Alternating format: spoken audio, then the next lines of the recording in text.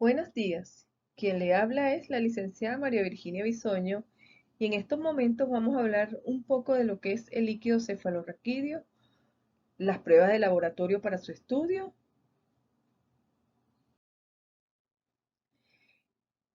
El líquido cefalorraquídeo es un líquido seroso que está contenido en los ventrículos cerebrales. Aquí tenemos el ventrículo lateral derecho, del otro lado tenemos el mismo ventrículo pero del lado izquierdo. Aquí tenemos el tercer ventrículo y en esta zona el cuarto ventrículo. Está contenido también en el espacio subaracnoideo, este que está por aquí, y también en los plexos y en los conductos medulares. Este. Quiere decir que toda esta estructura teñida de azul un poco más oscuro es por donde circula el líquido cefalorraquídeo. Cuando hablamos del volumen, sabemos que en un adulto el volumen está entre 90 y 150 mililitros diarios. En cambio, en un recién nacido está entre 10 y 60 mililitros diarios. Se renueva cada 2 a 4 horas y la velocidad a la que se renueva es aproximadamente 20 mililitros por hora. Cuando hablamos de las funciones o la fisiología del líquido, nosotros tenemos que decir que es un sistema fisiológico que se encarga de abastecer de nutrientes a todo el tejido nervioso y a su vez se encarga de eliminar desechos metabólicos. Es una barrera mecánica que amortigua el cerebro y la médula espinal contra traumatismos o golpes. Sabemos que este líquido se forma a nivel de los plexos coroideos por un sistema de ultrafiltración y secreción activa. ¿Cuál es el interés clínico de estudiar el líquido cefalorraquídeo? Existen numerosas enfermedades que alteran la composición del líquido cefalorraquídeo.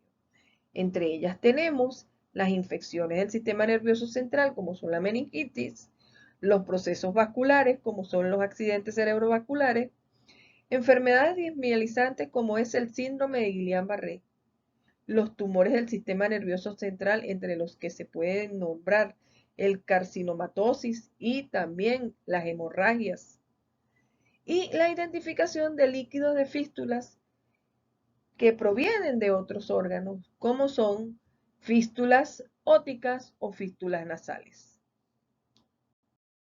¿Cómo es la obtención de la muestra de líquido cefalorraquídeo? Bueno, la técnica que se utiliza es la punción lumbar, pero existen también otro tipo de punciones, como son la ventriculostomía, que es la que se usa en los pacientes que tienen hidrocefalia.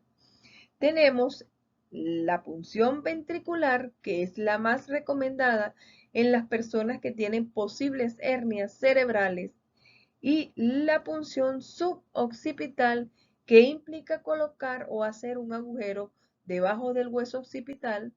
Esto puede ser peligroso porque queda cerca el tronco encefálico, pero se realiza con una fluoroscopía. Nosotros vamos a ver la técnica de punción lumbar o punción espinal. ¿Cómo se hace? Se coloca el paciente en decúbito lateral, es decir, acostado de lado y en posición fetal.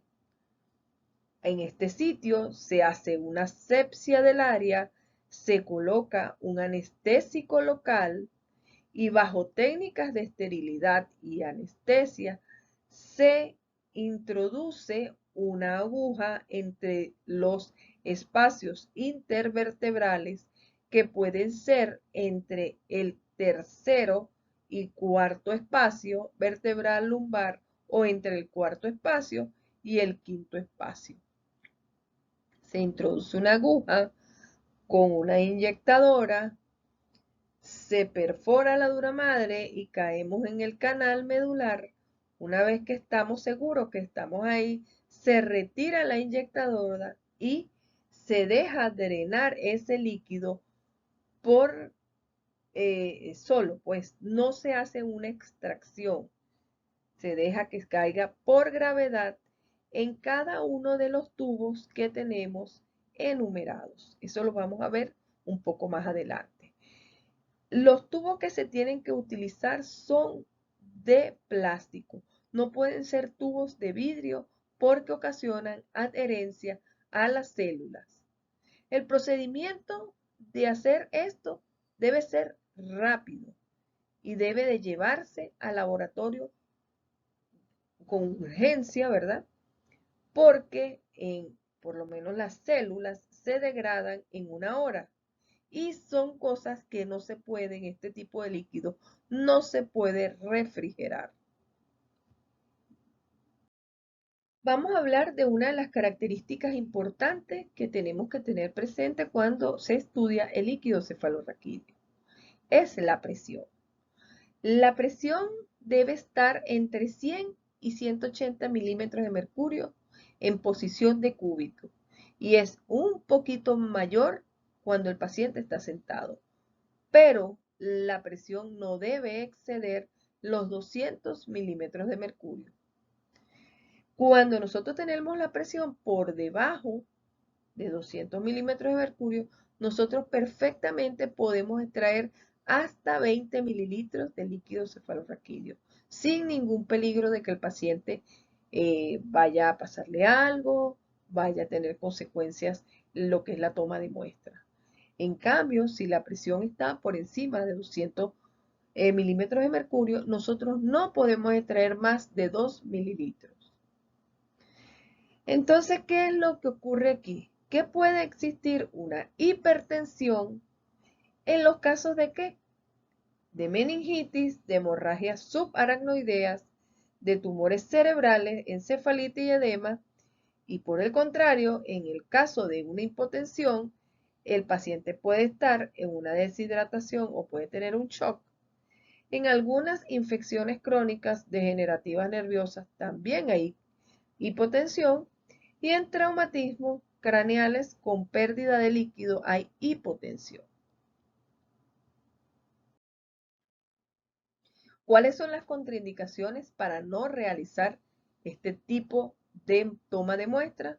Que exista una infección local en el sitio donde voy a tomar la muestra, que exista una hipertensión intracraniana, como lo acabamos de decir anteriormente, un acceso o un empiema subdural, que el paciente presente tumores en la fosa posterior, que el paciente esté inquieto, esté agitado desde el punto de vista psicomotor, que se presente un shock séptico severo o que existan alteraciones en la coagulación, es decir, que haya una disminución de los factores de coagulación, por ejemplo, una disminución de plaquetas. Nosotros no podemos hacer este tipo de punción. ¿Cómo es la muestra? La muestra de líquido cefalorraquídeo tiene una apariencia transparente, sin color, es completamente claro. ¿Ok? La presión, como dijimos, no debe exceder los 180 milímetros de mercurio. Nosotros vamos a ver que la celularidad debe estar entre 0 a 5 leucocitos, entre ellos mononucleares, y no debe existir lo que es eritrocitos. Los parámetros referentes a lo que es la glucorraquia y a la proteinorraquia es más o menos los 2/3 de lo que son esos parámetros en lo que es el suero. Ahora, nosotros tenemos que tener algo presente, que si este líquido no es claro, transparente, como un agua de roca, estamos en presencia de alguna alteración. Si hay alguna turbidez, hay alguna presencia de germen. Estos gérmenes pueden estar por encima de 105 unidades formadoras de colonia.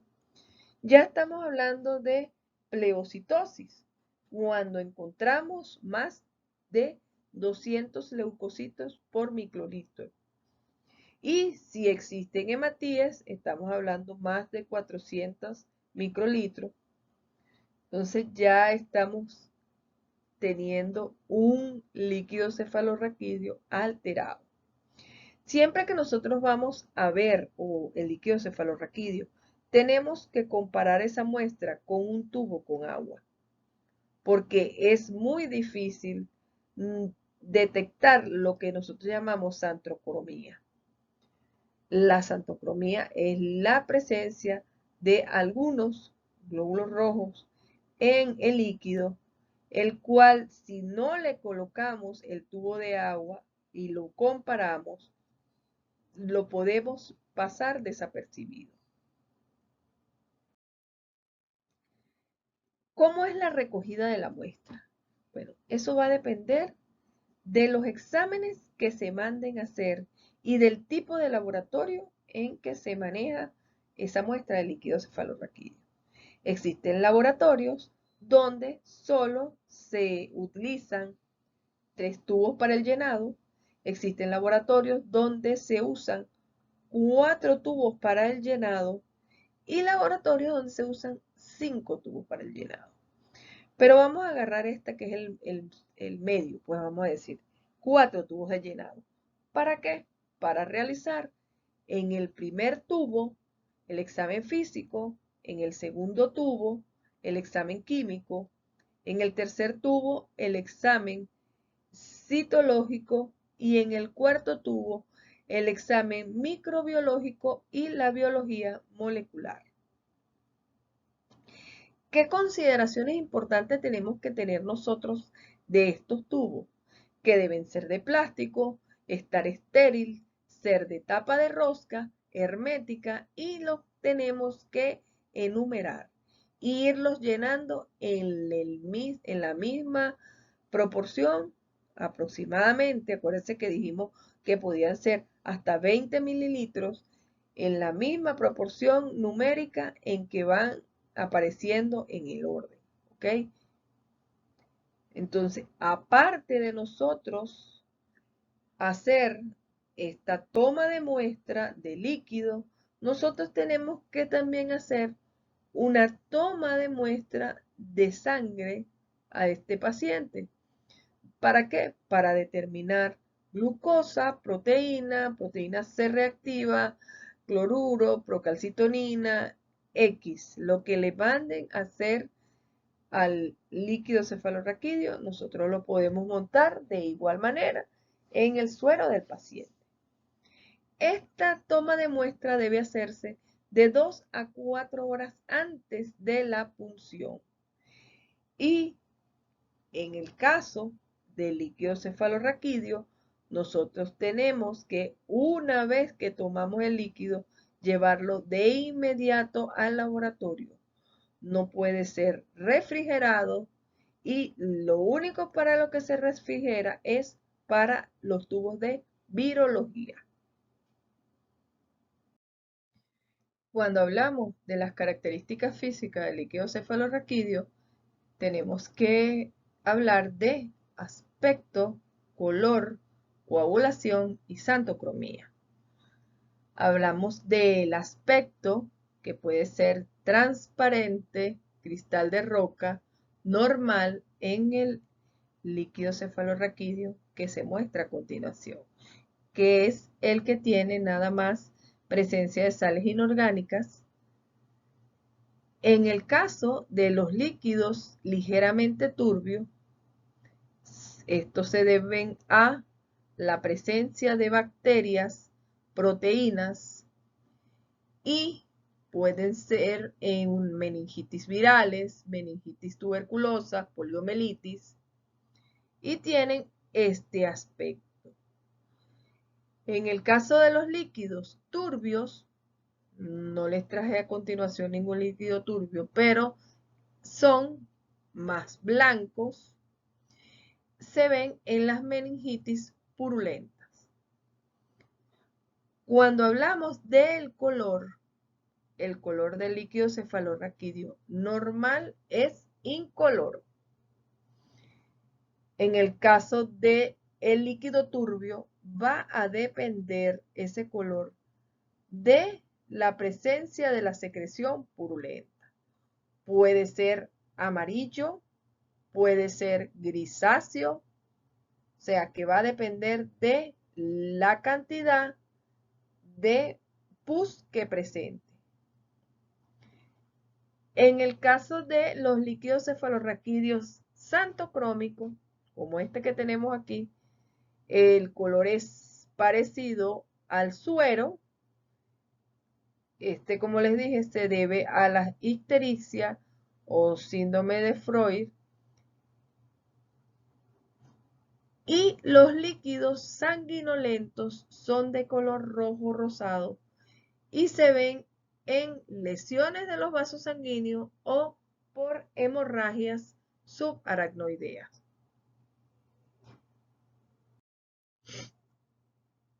Continuamos con lo que son las características físicas. ¿Cómo diferenciamos nosotros esos líquidos sanguinolentos? Entonces, aquí tenemos los líquidos sanguinolentos pueden deberse, como dije anteriormente, a hemorragias intracraneales o a mala punción y en ese momento hay un daño a nivel de los vasos sanguíneos. En el caso de que la distribución de ese líquido en todos los tubos tenga el mismo color, hablamos de una hemorragia intracraneal.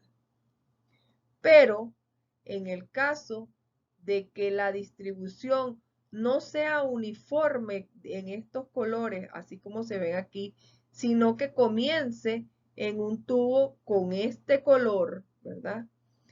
Y termina con un tubo de este color o quizás el último tubo pueda ser casi transparente, entonces que tenga una distribución no uniforme en el color, hablamos de una punción traumática. ¿En dónde aparecen ese tipo de, en las hemorragias? Es donde nosotros vamos a observar en los líquidos hemorrágicos este cambio en la coloración de los tubos. Otra cosa importante que vamos a ver es lo que se llama la formación del coágulo.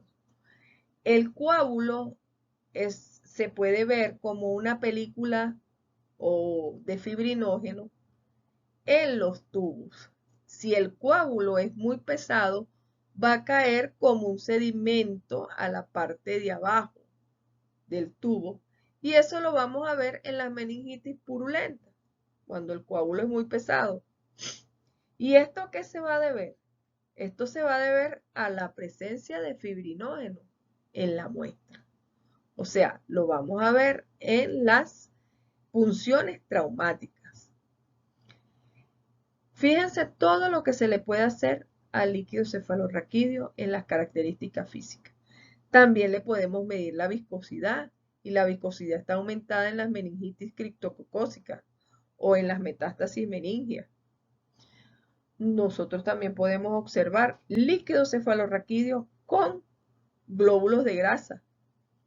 Pueden ser de gran tamaño esos glóbulos de grasa y se debe a embolismo graso en el cerebro.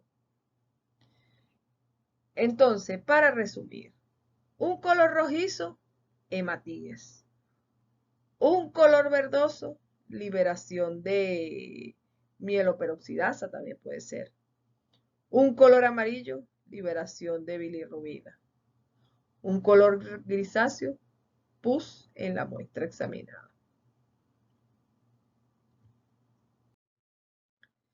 En resumen, aquí tenemos un cuadro donde se presentan las diferentes etiologías y tenemos las diferentes características de los líquidos cefalorraquídeos. Tenemos entre ellos el aspecto, color, las células, citología, proteína, glucosa, cloruros, lactato y el pH. Y las diferentes patologías, meningitis viral, meningitis bacteriana, meningitis tuberculosa, meningitis fúngica y hemorragias. Un líquido cefalorraquídeo hemorrágico. ¿Qué se le hace a cada uno de los líquidos? ¿Cómo se ve? ¿Qué cantidad de células puede tener, de leucocitos? ¿Cuál es el predominio de ese tipo celular? ¿Cómo es cuando hacemos lo que es el estudio químico?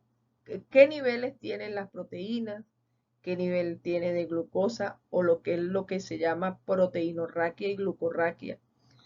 Los electrolitos. Nosotros podemos determinar no solo cloruros en el líquido cefalorraquídeo.